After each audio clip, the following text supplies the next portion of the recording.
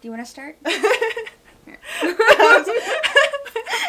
just trying to I'm trying to get on the same level as you, but... Mm-hmm. If I were to sit just like this, I'd be, like, really low. I know. So I'm trying to sit up. I'm trying to scrunch down, too, but I'm like, oh, my back. Just sit. You be comfortable, and I'm comfortable like this, so. Okay. Yeah. Hey, everyone. Just popping in really quick. Adrian and Diné College are kicking off the season of giving with the virtual art auction starting November 8th all the way until November 30th. There are other various donation and giving opportunities, and the links will be below at the Diné College website. So if you are looking for something to donate to or give to, Diné College is definitely a good option. So check it out. Back to the show. Over the summer break, we missed, well, I don't know if we missed it. We didn't talk about it, though. All the schools and the little children being found now, finally being able to be put to rest and sent back home. Yeah. All the boarding school children in the graves. And Oh, gosh. That's like a true American horror story. Little Native children, First Nations children being sent to boarding schools, not coming home, being buried and not being found for like decades.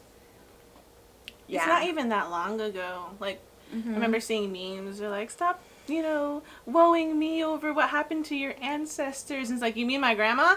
I know. My mom went to boarding school. My grandma, she ran away. My Nellie hid in the sheep camp when they came for her and her siblings. So she never went to school.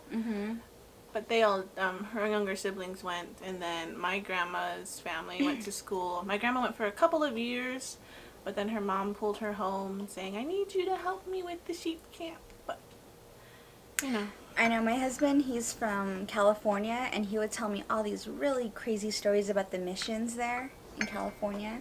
And so whenever we go by a mission, he like flips it off. He's like, F that place.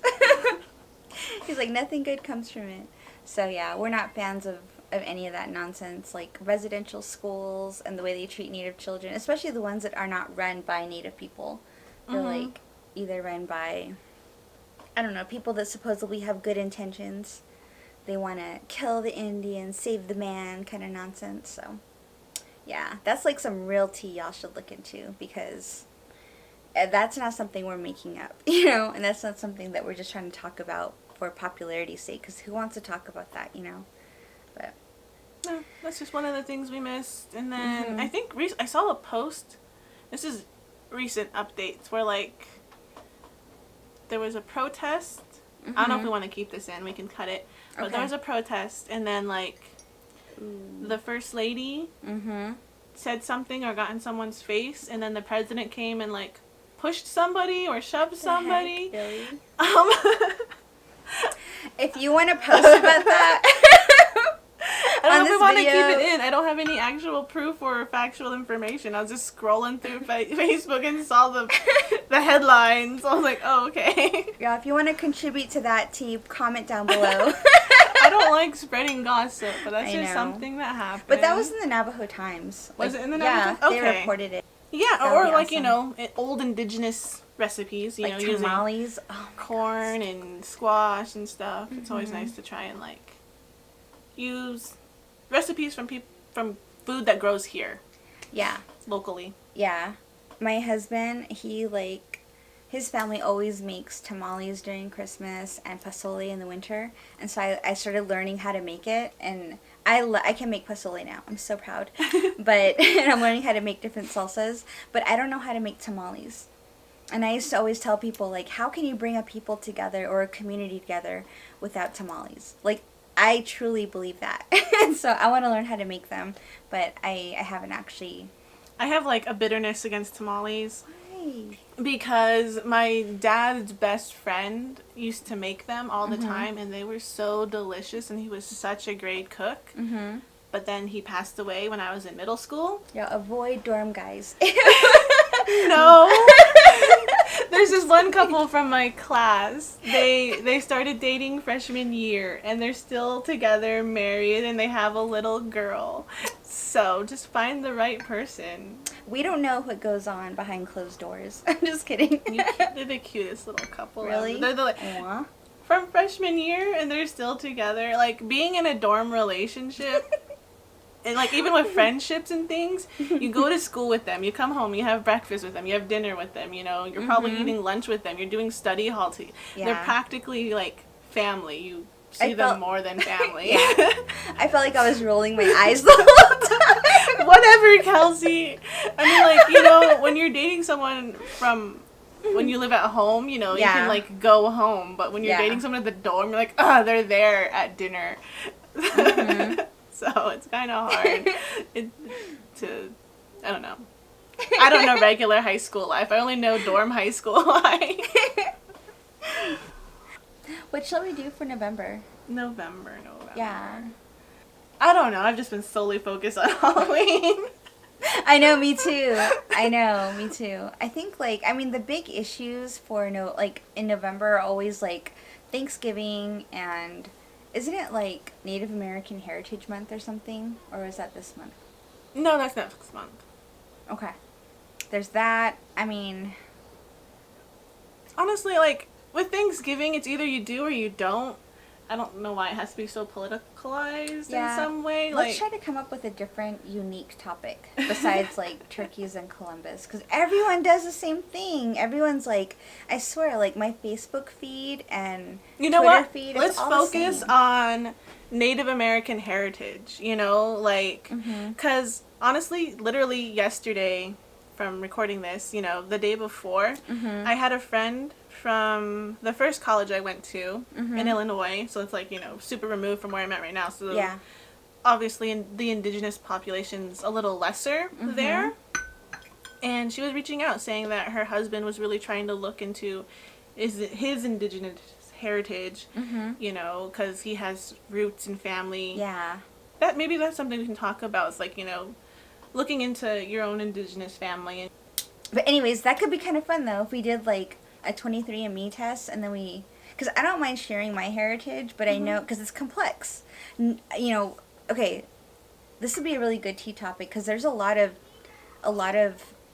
like, discord that happens when people talk about authenticity, pretendians, when they talk about whether you're full-blood or not, and the truth is not a lot of people are full-blood anymore, you know what I mean? Like, it's just... and there's, like, this pride that certain people carry, saying, like, oh, well, I'm this, and I'm better than you, and it's like, whatever. No, you're not. You know, prove it, eh? So, I think that's a really good tea topic. I think that's what we should go into next month, and we can maybe post some stuff up on social media and have people comment on it. Yeah, because, like, one thing she was really trying to figure out was, like, how to contact people. Yeah. You know, like... because, you know, he really wants to try and connect to some of his family from that side, and that, but, you know, he's like he's removed from it. So, like, how do you... like, how do you approach them? Like, how would you approach someone that, like, you know... I hear a lot of people... so, people have contacted me directly asking me, like, how do I reconnect with this tribe that I know is my tribe, but I've never been a part of it. I've been so far removed. Either they grew up off the res, or their family is not at all, they don't do anything culturally. You know what I mean? Like, of that culture. They're really, like, no, not at all. And so, then there's stories of, like, people being adopted out, or foster cared out, and stuff like that. And then with this person's particular, like, you know, his grandma is half, so maybe she was raised by the other half, and, like, they kind of just, you know, the blood gets thin, but, you know, you kind of just, you know, like, some people, you're attracted to who you're attracted to, you know, and sometimes you're not attracted to native-looking people, but... Don't even get me started on that. I'm gonna... Don't even. I'm just kidding. You know, like, I have some cousins who are like, oh, well, I have to marry a full-blooded Navajo to have full-blooded Navajo babies so we can keep the bloodline strong. I'm like... That's me. I'm just kidding. I'm just kidding. No, I think it's a good topic because there's a lot that we could impact there, and I think there's a lot that we could incorporate with. And then we could probably try to contributions from reach out people. to other organizations and see, like, how would Ooh.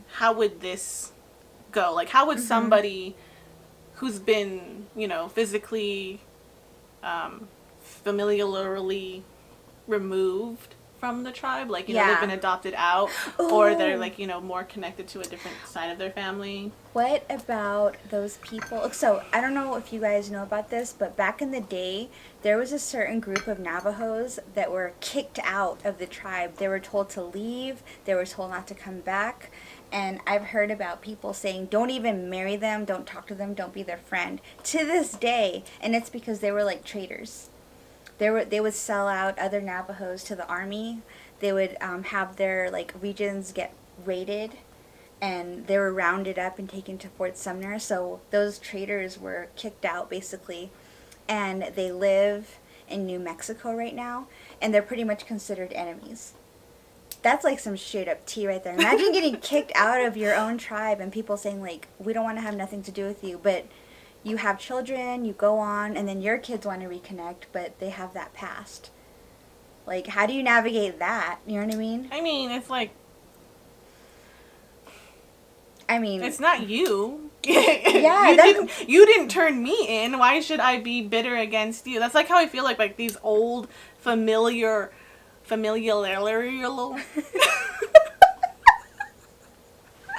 conflicts and feuds, Put that as text. Familial.